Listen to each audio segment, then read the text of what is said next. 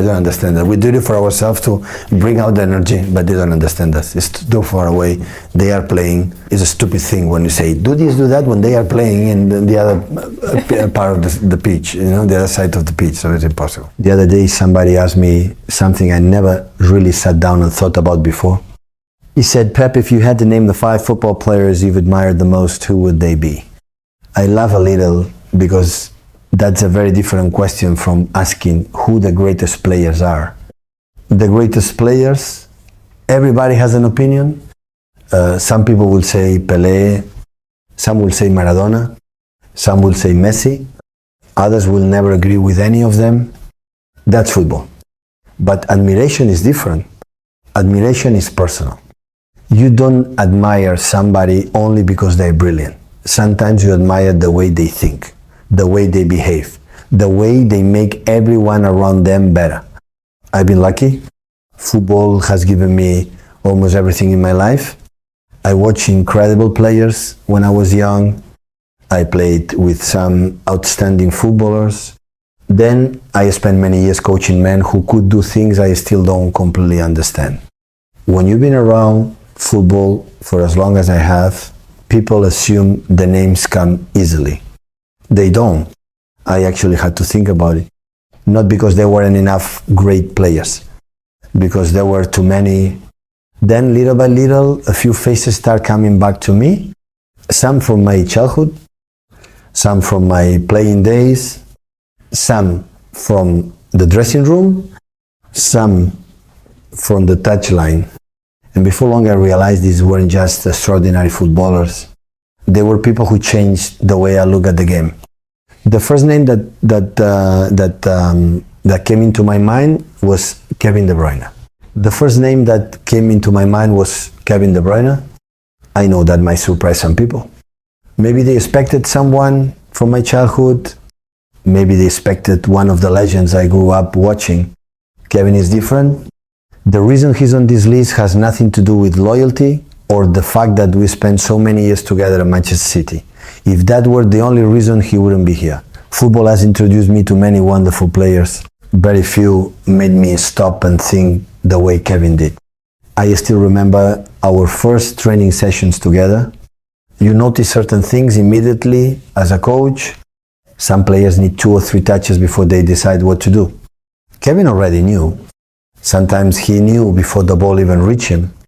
He had already looked over his shoulder. He had already seen the run. He had already imagined the next pass. From the touchline, there were moments when I caught myself smiling. Not because we had scored, because I had just watched him see something almost nobody else on the pitch had seen. People usually talk about his assist. They should. Some of the passes he made were extraordinary, but that's not what impressed me the most. What impressed me was how quickly he understood football. The game always seemed a little slower for him than it did for everyone else. That's a rare gift. As a coach, you spend your life trying to help players make better decisions. With Kevin, many of those decisions were already there. Sometimes my job was simply not to get in his way. I've always believed that intelligence is one of the greatest qualities a footballer can have. Kevin reminded me of that almost every weekend. He could run, he could score, he could defend, he could lead, but more than anything else, he could think. And in football, thinking a second earlier than everyone else can change an entire match. That's one of the many reasons I'll always admire Kevin De Bruyne. But the next player on my list taught me something completely different. The next player I have to talk about is Andrés Iniesta. I've known Andrés for a long time. Long before I became his coach, I knew exactly what kind of footballer he was. But sometimes you don't truly appreciate a player until you see him every single day. That's what happened with Andrés. People always notice the dribbling first. They notice the way he could glide past defenders without looking like he was trying very hard. I noticed something else. Calm. No matter what was happening around him, Andrés never seemed to panic. You could be 1 goal behind.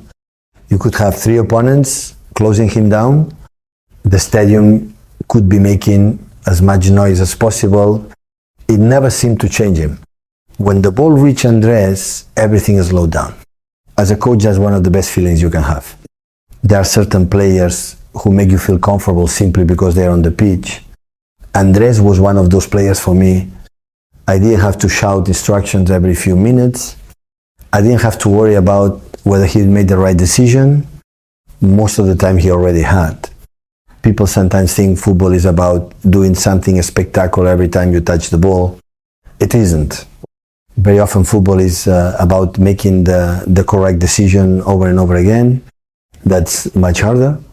Andrés understood that better than almost anyone I've ever worked with.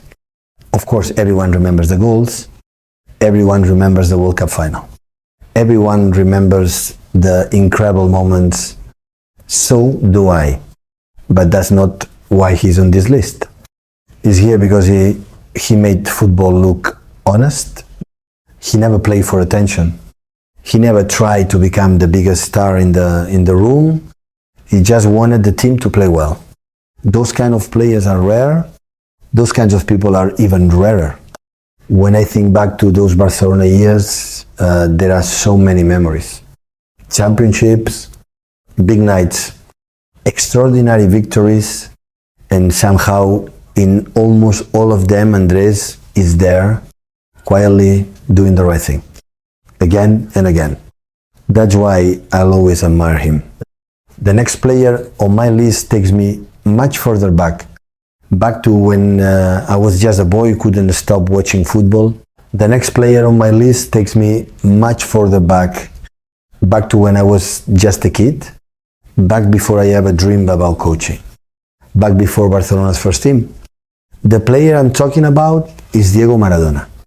I don't think anyone from my generation could forget what it felt like to watch him. People today have access to every match, every highlight, every statistic they could ever want. It wasn't like that when I was young. When Maradona played, you made sure you were watching because you knew you might see something you never see again. Of course, everybody remembers the goals. Everybody remembers Mexico in 1986. Everybody remembers the dribbles. So do I. But that's not what stayed with me the longest. What stayed with me was the feeling. Every time Maradona had the ball, something could happen. It didn't matter where he picked it up. It didn't matter how many defenders were around him. You never felt the move was over. You felt like it was just beginning. That's a very special thing for a footballer to give people. Hope. I think that's what made him different. He gave his teammates confidence. He gave supporters belief. And he gave millions of young kids a reason to fall in love with football. I was one of those kids. I never met him when I was that age. I was simply watching from a distance like everyone else. But even from a distance, you could learn something. You learned that football wasn't only about systems. It wasn't only about tactics. Sometimes one player could completely change the emotion of an entire match. As I became a coach, I understood football in a much deeper way. I learned about positioning, pressing, structure, space. But every now and then I still think about Maradona. Because no matter how organized a team becomes, football should never lose its imagination. He reminded all of us that creativity isn't something you coach. It's something you protect. That's why Diego Maradona will always be one of the players I've admired the most. The next name probably won't surprise many people. In fact, I think most people expected him to be somewhere on this list. The next name probably won't surprise many people. In fact, I think most people expected him to be somewhere on this list. Lionel Messi. I've been asked about Leo more times than I can remember. People always want to know what it was like to coach him.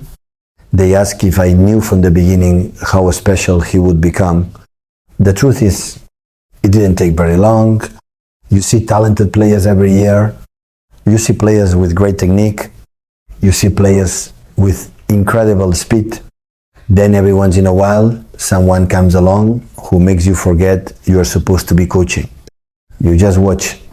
That happened to me with Leo. I remember training sessions where he'd do something and for a second I stopped thinking about the exercise. I just stand there, not because I didn't know what to say, because there wasn't anything to say. Some things can be told. People often talk about his goals. There were a lot of them. People talk about the records. There were plenty of those too. But honestly, that's not the first thing I think about. I think about his consistency, day after day, year after year. The same desire to improve, the same competitive spirit, the same willingness to work. When people become famous, they sometimes change. It's natural. Leo never really did. He still wanted to train. He still wanted to play. He still wanted to win the next game. That's something I always respected. One thing I've always believed is that coaches need great players. Much more than great players need great coaches. I've said that before because it's true.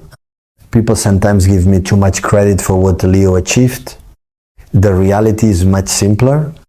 My job was to create an environment where he could be himself. Once the match started, the football belonged to him. I've coached many outstanding players, some of the very best the game has ever seen. But there was always something about Leo that made the impossible look completely normal. After a while, everyone expected it. Another goal, another dribble, another impossible pass. The amazing thing was he kept delivering. That's why he'll always be one of the players I've admired the most. But there was only one person who could be number one on my list. The man who changed the way I see football forever, there was only one person who could be number one on my list. The man who changed the way I see football forever, Johan Cruyff. It's impossible for me to talk about my life in football without talking about him. Some people remember Johan as one of the greatest players the game has ever produced. Others remember him as an extraordinary manager. I was fortunate enough to know him as both an inspiration and a teacher. When I arrived in Barcelona's first team, Johan wasn't trying to create better players. He was trying to create better thinkers. That might sound like the same thing. It isn't. He asked questions instead of giving answers. He wanted us to understand why something worked, not simply repeat it because he told us to. At first, that wasn't always easy. As players, we sometimes just wanted clear instructions. Johan wanted something more. He wanted us to understand football. I still remember training sessions where the smallest detail mattered, not because he was obsessed with perfection, because he believed every small detail changed the picture somewhere else on the pitch. When you stood, when you moved, when you waited, when you passed, everything had a reason. I didn't realize it at the time, but those lessons stayed with me. Years later, when I started coaching, I found myself thinking about Johan again. Not because I wanted to copy him. Nobody could, but because he had taught me a way of seeing football that never left me. People often talk about my ideas: possession, positioning, building from the back. The truth is, many of those conversations begin with Johan. He opened the door, the rest of us simply walked through it. What I admire most about him wasn't only his knowledge, it was his courage. He wasn't afraid to challenge all ideas. He wasn't afraid to be different. And because he wasn't afraid football changed, mine certainly did. When people ask me where my philosophy comes from, they usually expect a complicated answer. It really isn't. A big part of it started with one man who believed football could always be played in a better way. That's why Johan Cruyff will always be the player I have admired the most. Looking back now, I realize these 5 men gave me far more than football. Kevin De Bruyne reminded me that the game is won by the mind before it's won by the feet. Andrés Iniesta showed me that simplicity can be the hardest thing to achieve. Diego Maradona made a young boy fall in love with football before he understood anything about tactics. Lionel Messi showed me levels of football that I honestly didn't think were possible. And Johan Cruyff changed the way I think about the game every single day. I've been very fortunate. Football has allowed me to meet incredible people. Some became teammates, some became players I coach, some became mentors. All of them left something with me. Trophies are wonderful. They give people memories. But the people you meet along the way, they the memories that stay with you the longest. Those are the ones I'm most grateful for. And these 5 names will always be a part of my story. Looking back now, I realize something. When people ask me about my career, they usually start with the trophies. The league titles, the Champions Leagues, the teams. That's normal. Football has always been measured that way. But as you get older, you start remembering different things. You remember people. You remember conversations after training. You remember the players who challenge your ideas. The ones who made you smile. The ones who made you think. Kevin reminded me that football moves fastest in the mind. Andrés showed me that calm can be more powerful than speed. Diego reminded me why I fell in love with this game before I understood anything about tactics. Leo showed me things I'll probably never see again. And Johan changed my life. Not only as a football coach, as a person. Sometimes people ask me whether football has changed. Of course it has. Players are faster. The game is more physical. The tactics are more complicated. Everything evolves. But there are certain qualities that never change. Intelligence, humility, curiosity, the desire to improve every single day. Every one of those 5 players had those qualities. Maybe that's why I admire them so much. The funny thing is, if you asked me the same question 20 years ago, my answers might have been a little different. Life changes you. Experience changes you. You begin to appreciate different things, not just talent, character, not just winning. The way someone makes the people around them better. I've been fortunate. I've spent almost my entire life inside football. First as a boy who couldn't stop watching matches, then as a player, then as a coach. I honestly can't imagine my life without it. And when I think about all those years, these 5 names always seem to come back. Not because they were perfect. Nobody is. But because each of them left something with me that never disappeared. I think that's the greatest compliment you can give another footballer. Long after the matches are over, long after the stadiums become quiet, you still remember them, and I know I always will,